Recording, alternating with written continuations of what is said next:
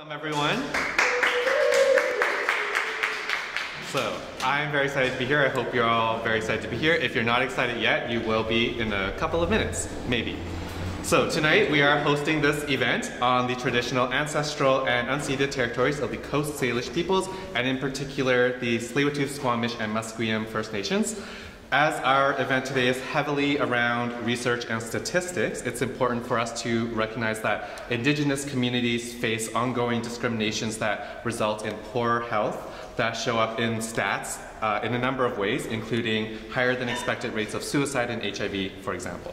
So it's important for us to keep this in mind as we move forward into tonight's event.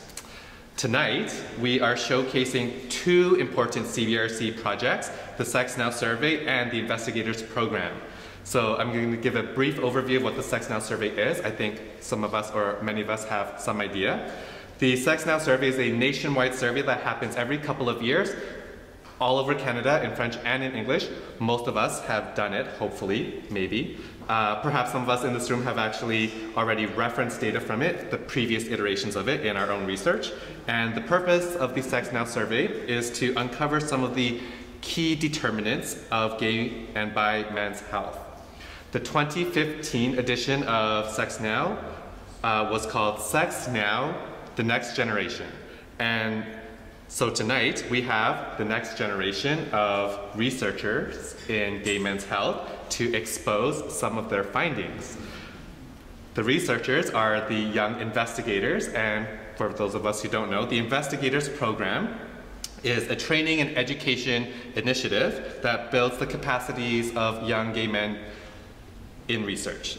So basically in this program, young gay men come weekly to learn how to do meaningful research from our experienced mentors. And over the course of many months, the investigators team worked very hard on analyzing data from Sex Now, the next generation. And so tonight they are here to present some of their findings from Sex Now 2015. Just as a little bit of a content warning, some of the results from the survey and some of the findings that we're going to be talking about today are a little bit heavy. There will be mentions of suicide and intimate partner violence. So just a reminder to do what you need to do to take care of yourselves, whether that means stepping out if you need to or getting a glass of water if you need to.